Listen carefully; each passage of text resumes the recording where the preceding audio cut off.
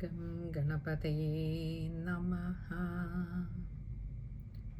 ഓം some സരസ്വത്യേ നമഃ. ഓം gum ഗുരുഭ്യോ നമഃ. ഓം ശ്രീ ഗുരുവായൂരപ്പ ശരണം. ഓം ശ്രീ ഹരേ നമഃ. ഹരേ കൃഷ്ണ. ഭഗവാന്റെ കൃപ കൊണ്ട് നമ്മൾ 3 അധ്യായങ്ങൾ പ്രഥമ സ്കന്ധത്തിലെ ഒന്ന് അർത്ഥവിചാരം ചെയ്ത് ഭഗവത്പാദങ്ങളിൽ സമർപ്പിക്കുവാൻ കഴിഞ്ഞു. ഇന്ന് നമ്മൾ 4-ാമത്തെ അധ്യായത്തിലേക്ക് കടക്കുമ്പോൾ ആദ്യം പതിവ് പോലെ അതിൻ്റെ കഥാസാരമൊന്ന് മനസ്സിലാക്കാനുള്ള ഒരു ശ്രമമാണ്. എന്താണ് ഈ ഒരു അധ്യായത്തിൽ പറഞ്ഞിട്ടുള്ളത് എന്നൊന്ന് അറിഞ്ഞതിന് ശേഷം നമുക്ക് അധ്യായത്തിലേക്ക് കടക്കാം. നമ്മൾ 3-ാമത്തെ അധ്യായത്തിൽ അവിടെ പറഞ്ഞു നിർത്തിയത്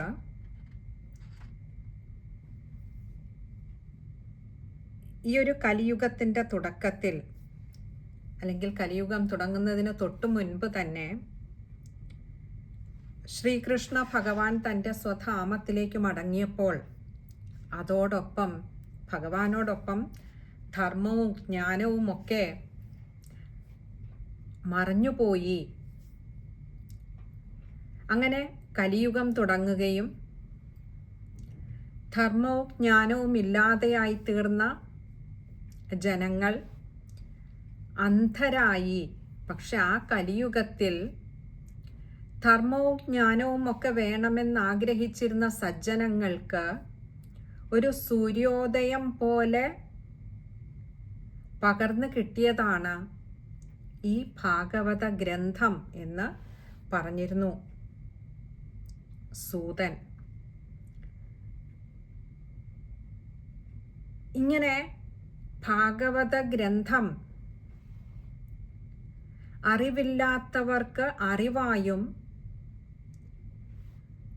ധർമ്മബോധമുള്ളവർക്ക് ധർമ്മം എന്താണെന്ന് കാണിച്ചു കൊടുക്കുന്നതുമായിട്ടുള്ള ഈ ദിവ്യഗ്രന്ഥത്തെക്കുറിച്ച് പ്രതിപാദിച്ച സൂതനെ വേണ്ടുവോളം ശൗനകാദി മഹർഷിമാര് സ്തുതിച്ചു. അതിനുശേഷം സൂതനോടായിക്കൊണ്ട് ശൗനകാദി മഹർഷിമാര് പറയുകയാണ്,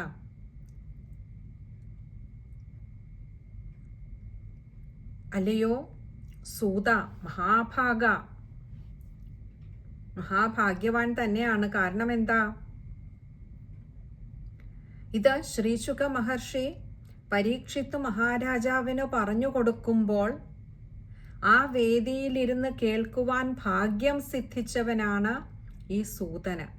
അതുകൊണ്ട് തന്നെ സംബോധന ചെയ്തതും മഹാഭാഗ എന്നാണ്.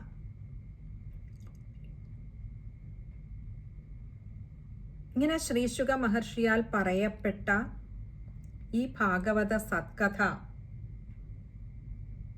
ഞങ്ങൾക്കും കൂടി ഒന്ന് പറഞ്ഞു തന്നാലും. ഇത് ഈ ഒരു ഗ്രന്ഥം എവിടെ വെച്ച്, എന്തിനായി, ഏതു യുഗത്തിൽ, ആരുടെ പ്രേരണയാൽ ആ വ്യാസഭഗവാൻ രചിച്ചതാണ്?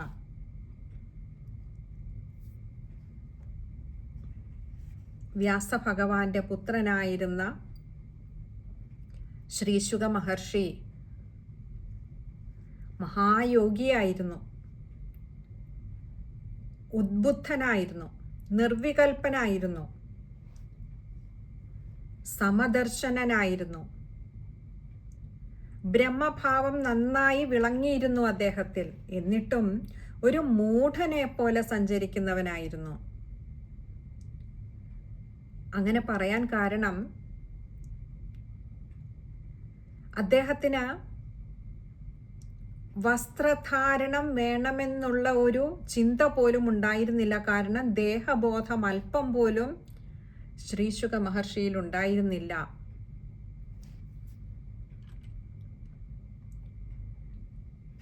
എന്നിട്ടിവിടെ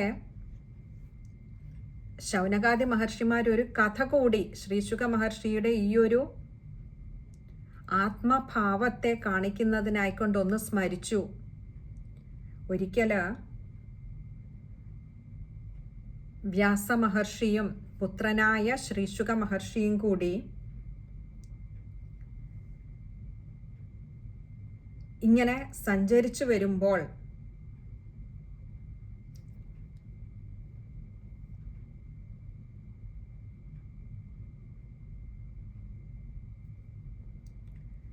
ഒരു ജലാശയത്തിൻ്റെ കരയിൽ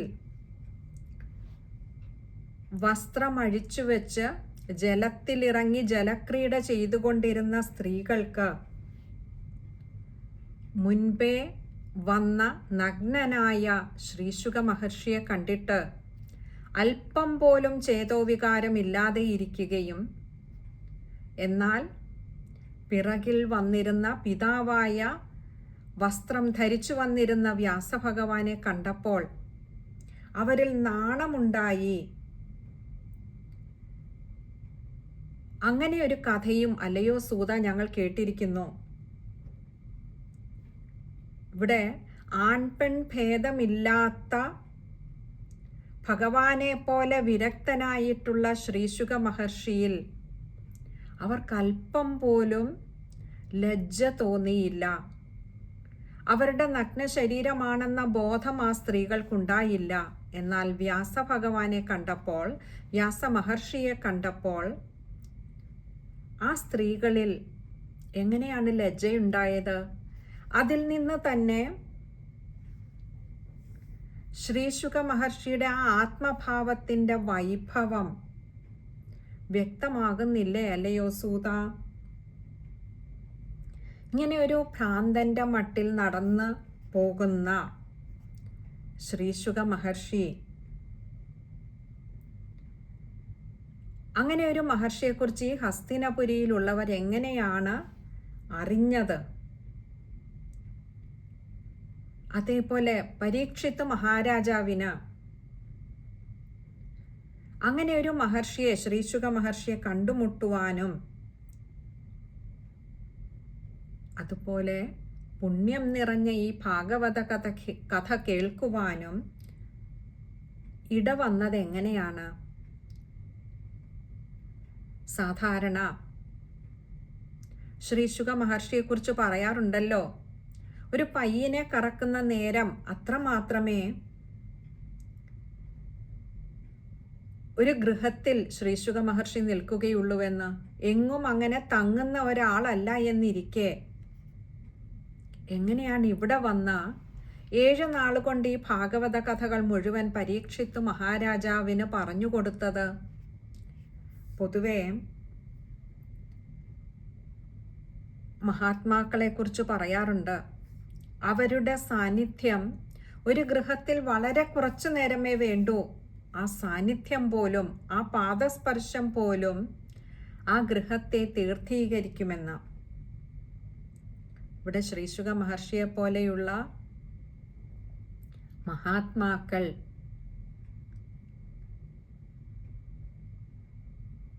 അത് തന്നെയാണ് ചെയ്തിരുന്നത്. അതുകൊണ്ടാണ് അധിക നേരം എങ്ങും തങ്ങാത്തത്.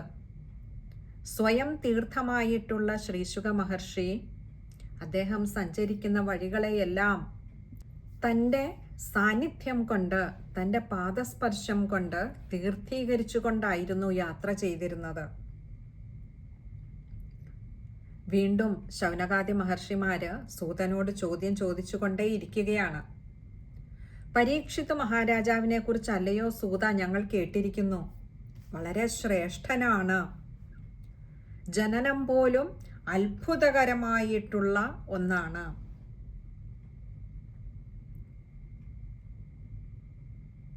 അങ്ങനെയുള്ള പരീക്ഷിത്ത് മഹാരാജാവ് എന്തുകൊണ്ടാണ് എല്ലാ കർമ്മങ്ങളെയും കലിയെപ്പോലും അടക്കി നിർത്തുവാൻ തക്കവണ്ണം കർമ്മ പ്രാബല്യമുണ്ടായിരുന്ന പരീക്ഷിത്ത് മഹാരാജാവ് എല്ലാ കർമ്മങ്ങളും എല്ലാ ഐശ്വര്യങ്ങളും ഉപേക്ഷിച്ച് പ്രായോപവേശം ചെയ്തത്.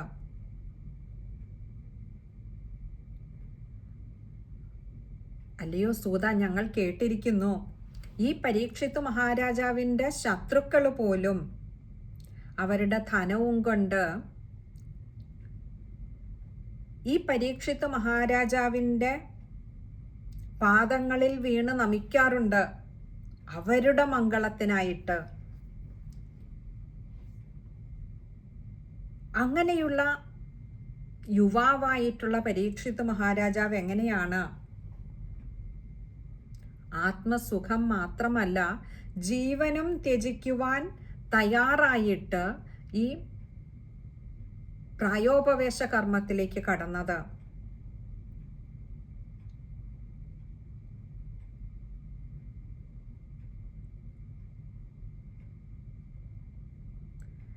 സാധാരണ ഈശ്വരനിഷ്ഠരായിട്ടുള്ള ജനങ്ങൾ ഈ ലോകത്തിൻ്റെ സുഖത്തിനും ഐശ്വര്യ സമൃദ്ധിക്കുമായിട്ടാണ് ജീവിക്കുന്നത്. എന്നാൽ ഇവിടെയാകട്ടെ വിരക്തനെ പോലെ പരോപകാരാർത്ഥം പരീക്ഷിത്ത് മഹാരാജാവ് ശരീരബന്ധം വിടുവാൻ എന്താണ് ഇവിടെ ഉണ്ടായത്? എന്താണ് കാരണം? അല്ലയോ സൂത, ഞങ്ങളുടെ ഈ സംശയങ്ങൾക്കെല്ലാം അവിടുന്ന് മറുപടി തന്നാലും ഞങ്ങൾക്കിതെല്ലാം അറിയുവാൻ വലിയ ആഗ്രഹമുണ്ട്. ഇത്രയും പറഞ്ഞ് ശൗനകാദി മഹർഷിമാര് ഉപസംഹരിച്ചപ്പോൾ സൂതൻ കഥ പറഞ്ഞു തുടങ്ങുകയാണ്. വ്യാസഭഗവാൻ എന്തിനാണ്, എപ്പോഴാണ്, എവിടെ വെച്ചാണ് രചിച്ചത് എന്നൊക്കെ ചോദിച്ചുവല്ലോ. മൂന്നാമത്തെ ദ്വാപരയുഗത്തിൽ പരാശര മഹർഷിക്ക് സത്യവതിയിൽ സാക്ഷാൽ മഹാവിഷ്ണുവിൻ്റെ അംശമായിട്ടാണ് വ്യാസൻ ജനിച്ചത്. ജനനം മുതൽ സൂതൻ കഥ പറഞ്ഞു തുടങ്ങുകയാണ്. അങ്ങനെ ഈ വ്യാസഭഗവാൻ ഒരു നാൾ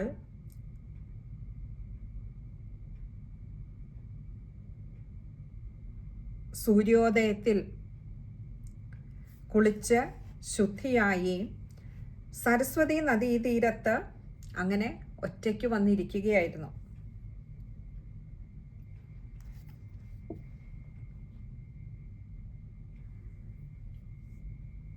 ത്രികാലജ്ഞാനിയായിട്ടുള്ള പരാപരജ്ഞനായിട്ടുള്ള ആ ദിവ്യപുരുഷൻ വ്യാസഭഗവാൻ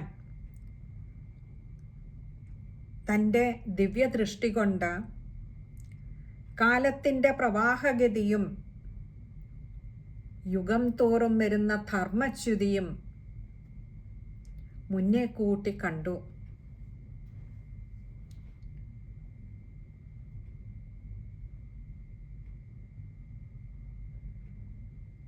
ഇങ്ങനെ ഈ കലിയുഗം എത്തുമ്പോൾ ഇപ്പോൾ വ്യാസഭഗവാൻ അറിയാം ശ്രീകൃഷ്ണ ഭഗവാൻ തിരികെ പോയിരിക്കുന്നു.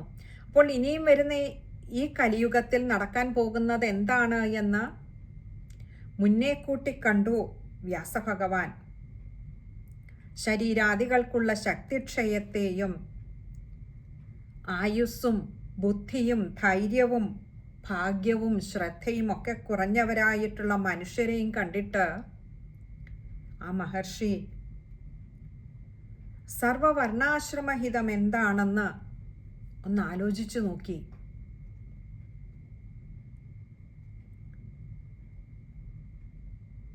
ചാതുർഹോത്രം പ്രജാശുദ്ധിക്ക് ഉതകുമെന്ന് കണ്ടിട്ട് ആ മഹർഷി വര്യൻ യജ്ഞരക്ഷയ്ക്കായിക്കൊണ്ട് വേദത്തെ ആദ്യം 4 പകുത്തു.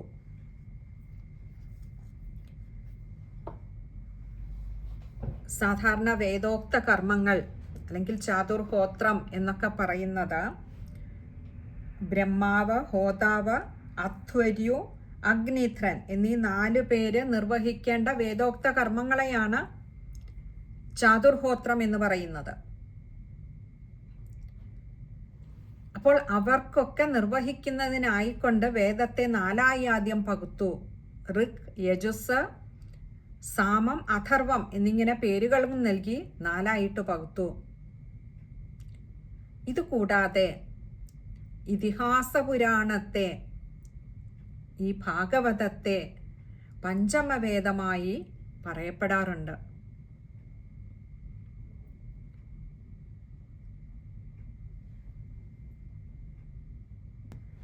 എന്നിട്ട് പൈലൻ എന്ന മഹർഷി ഋഗ്വേദവും ജൈമിനി എന്ന മഹർഷി സാമവേദവും വൈശമ്പായനൻ എന്ന മഹർഷി യജുർവേദവും സുമന്തുമുനി അഥർവവേദവും കൈക്കൊണ്ടു. ഇവിടെ സൂതൻ പറയുകയാണ്, ഈ സൂതന്റെ പിതാവായിട്ടുള്ള രോമഹർഷണൻ ഇതിഹാസ പുരാണങ്ങളെ കൈക്കൊണ്ടു. ഋഷിമാര് അവരവരുടെ വേദങ്ങളെ വീണ്ടും അവർ പലതായിട്ട് ഭാഗിച്ചു. ഇങ്ങനെ അവരുടെ ശിഷ്യ പരമ്പരകൾ വഴി വീണ്ടും അവയെ വീണ്ടും വീണ്ടും വീണ്ടും വിഭജിച്ച് പല ശാഖകൾ ഉണ്ടായി ഈ ഓരോ വേദങ്ങൾക്കും. അതെന്തിനായിരുന്നു അങ്ങനെ ചെയ്തത് എന്ന് വെച്ചാൽ, മേധാശക്തി കുറഞ്ഞവർക്കും ഗ്രഹിക്കുവാൻ തക്ക വിധത്തിൽ ദീനവത്സലനായ വ്യാസഭഗവാൻ ഇങ്ങനെ വേദത്തെ പകുത്തപ്പോൾ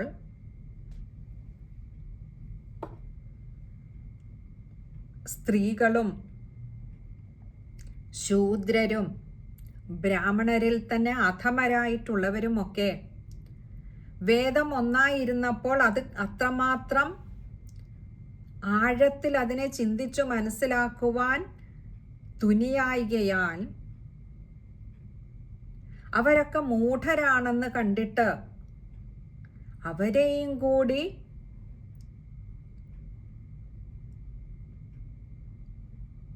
മംഗളകാരികളാക്കി മാറ്റുവാൻ ഈ വേദങ്ങളെ പലതായി ഭാഗിച്ചതിന് ശേഷവും ഉണരാത്തവരെ ഉണർത്തുന്നതിനായിക്കൊണ്ട് വ്യാസഭഗവാൻ ആദ്യം രചിച്ചത് ശ്രീ മഹാഭാരതമായിരുന്നു. അതിൽ നിന്നും ധർമാധർമ്മങ്ങളും അരുതുകളും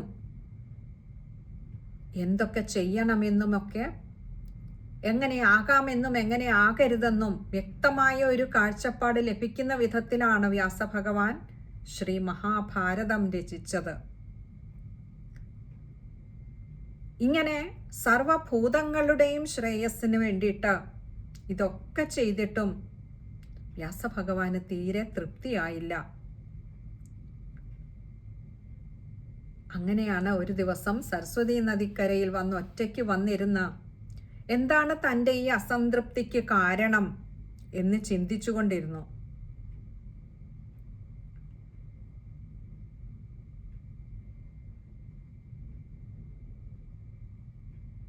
അപ്പോൾ വേദവ്യാസ മഹർഷി ചിന്തിച്ചത്, താൻ ഇത്ര കാലവും വ്രതസ്ഥനായിരുന്ന നിർവ്യാജം താൻ തൻ്റെ ഗുരുഭൂതരെയൊക്കെ പൂജിച്ചു. വേദാഗ്നികളെയും അവയുടെ അനുശാസനങ്ങളെയും സ്വീകരിച്ചു. ഏതിലാണോ ഈ സ്ത്രീകളും ശൂദ്ര ആദികളായിട്ടുള്ളവർക്കും വേണ്ടുന്ന ധർമാദികളെ ഏതിലാണോ ചൊന്നത്, ആ ഭാരതത്തിൻ്റെ പേരിൽ വേദസാരവും പറഞ്ഞുകൊടുത്തു. വേദം പഠിച്ച് ശുദ്ധി നേടിയ തൻ്റെ ജീവന് പൂർണ്ണനാണെങ്കിലും ആ പരമാത്മാവിൽ വിലയം കൊള്ളുവാൻ ഇപ്പോഴും അങ്ങനെ ഒരു ശങ്കിച്ച് നിൽക്കുന്ന അവസ്ഥയാണ്. എന്ന് പറഞ്ഞാൽ പൂർണ്ണമായിട്ടും ആ ഒരു ലയനം ഇപ്പോഴും വ്യാസഭഗവാന് സാധ്യമായിട്ടില്ല. അത് സ്വയം തിരിച്ചറിഞ്ഞപ്പോൾ എന്താവാൻ കാരണം ഇങ്ങനെ പലതും ആലോചിച്ചപ്പോൾ തോന്നി, ഭഗവത് ഭക്തധർമ്മം താൻ വേണ്ട വിധത്തിൽ പറഞ്ഞിട്ടില്ല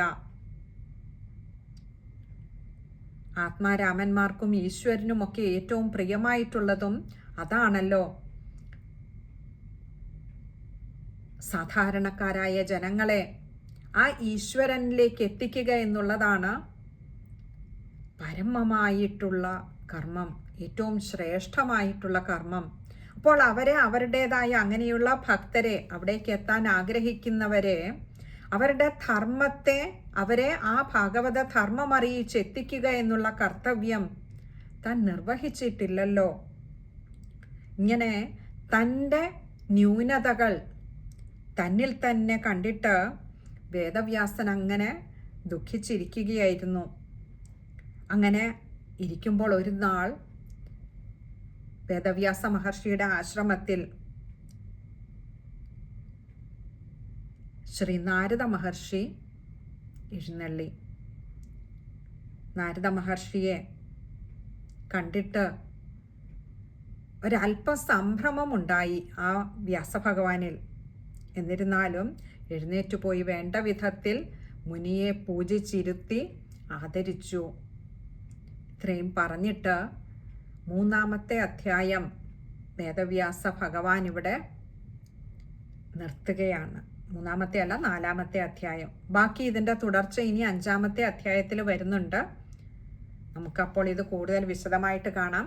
ഇനിയും അടുത്ത സത്സംഗം മുതൽക്ക് ഈ 4-ാമത്തെ അധ്യായം,